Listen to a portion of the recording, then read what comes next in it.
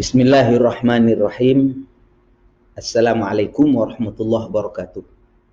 Saudara, Gusti Kanjeng Nabi Muhammad SAW mengajarkan kepada kita agar mempunyai visi. Artinya pandangan jauh ke depan, apa yang seharusnya kita lakukan. Dan dimulai dari niat yang benar, niat yang kuat, niat yang jelas.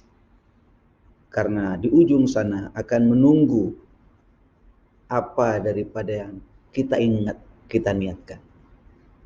Kalau kita sudah niat, maka kita akan sampai. Kalau kita sudah punya cita-cita, kita akan sampai. Dan ini ketika Nabi menyampaikan begini, wa innama likulli imri'in ma nawa. Dan sesungguhnya semua orang akan mendapatkan sesuai dengan apa yang pernah dia niatkan. Karena itu saudara-saudara sekalian, mari betulkan niat kita. Yang pertama tentu niat karena Allah dalam melakukan apapun. Atau niat sesuai dengan apa yang diajarkan oleh Gusti Kanjeng Nabi Muhammad. Atau niat menisbatkan kepada guru-guru yang kita percaya. Misalnya saya niat mengajar alama nawa masyayikhina. Saya niat mengajar sesuai dengan niat guru-guru kami. Nah ini bagi orang-orang yang tidak mampu menggambarkan niat yang utuh kepada Allah, maka boleh menisbatkan niat itu kepada para masyayikh, guru-guru Anda, guru-guru saya, yang kita sudah yakin. Misalnya saya kan alumni Pondok Pesantren Sidogiri, Pasuruan, Jawa Timur. Kalau mau mengajar, tentu karena Allah.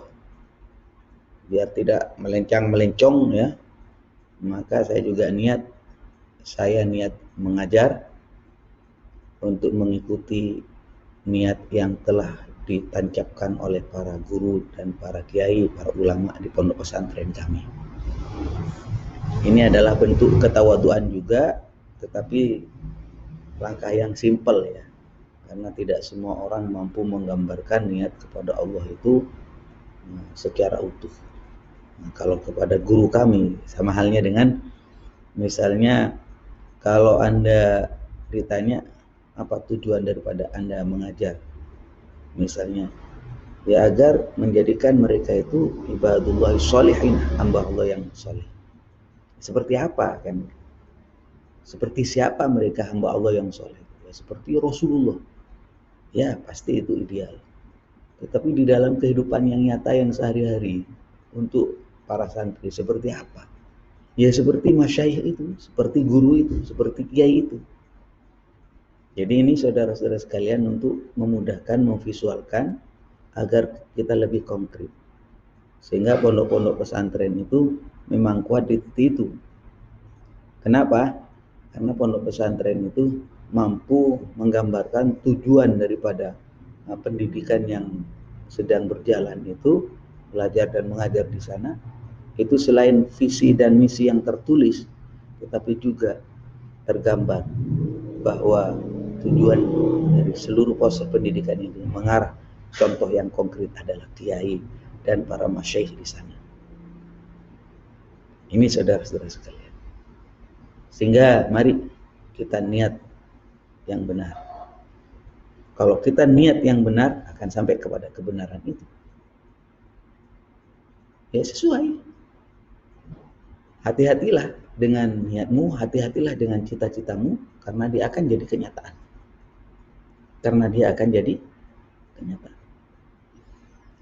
Ada cerita, ada 3 orang yang sedang membuat bata ya.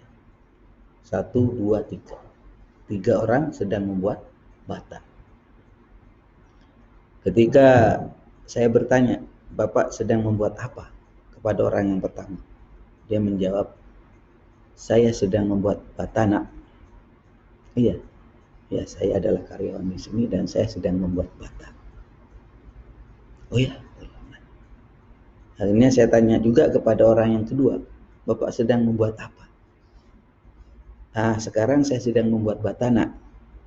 Tapi saya ada niatan ingin membuat pabrik bata nanti satu saat. Jadi saya sambil belajar di sini. Ya, biasa. Yang ketiga saya tanya, Bapak sedang ngapain? Bapak yang ketiga menjawab, saya sama dengan Bapak yang pertama dan yang kedua sedang membuat bata. Tapi dalam pikiran saya, dalam benak saya, dalam niatan saya ingin membuat gedung yang tertinggi di dunia ini. Gedung pencakar langit dengan modal membuat bata ini. Saudara-saudara sekalian, apa yang disampaikan oleh ketiga orang dan dialog yang terjadi seakan-akan biasa. Ketiga orang ini sama-sama membuat bata, itu realitasnya, itu kenyataannya. Namun ternyata dengan berjalannya waktu, ketiga nasib orang ini akan berubah dan nyata berubah setelah sekian bulan, bahkan sekian tahun. Orang yang pertama yang niat hanya membuat bata, sepanjang hidupnya tetap menjadi tukang bata. Karena memang tidak punya visi. Dia hanya membuat bata dan pegawai di sana. Yang kedua, sebulan 2 bulan dia sambil belajar, sambil mengintip apa yang dilakukan oleh perusahaan tersebut. Kemudian dia akhirnya keluar setelah 2 tahun dari perusahaan itu dan dia mendirikan pabrik bata sendiri. Hidupnya berubah. Dan yang ketiga, orang yang pertama sama membuat bata itu, pertama kali membuat bata, karena dia mempunyai visi besar. Dia sambil membuat bata. Dalam benaknya, dalam pikirannya, dia sambil belajar. Terus dia itu mencari informasi bagaimana sekiranya menjadikan bata ini kuat. Kemudian dia belajar tentang arsitektur. Dia belajar menjadi tokoh yang lebih besar. Dia sambil mengintip tamu-tamu yang ada untuk dipelajari, untuk didapatkan informasinya.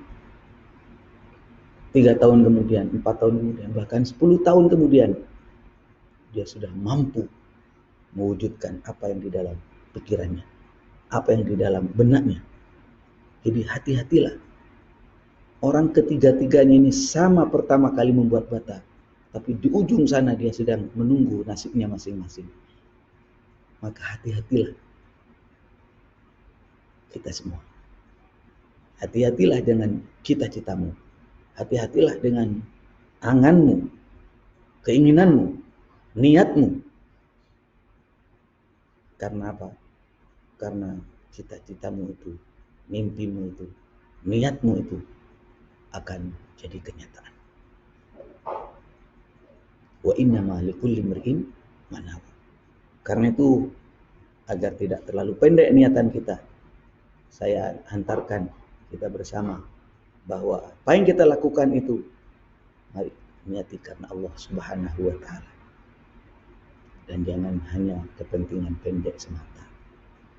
Kalau kita niat karena Allah, maka lillahi dama wattasolah. Apa yang diniati karena Allah akan abadi, berkelanjutan dan berkesinambungan. Tapi sebaliknya, wa ma kana li ghairillahi in qata'a wa mufasalah. Kalau kita melakukan apapun bukan karena Allah, dia tidak akan abadi. Dia akan lekang dan hilang dimakan waktu. Mudah-mudahan bermanfaat. Hadanallahu wa iyyakum ajmain. Assalamualaikum warahmatullahi wabarakatuh.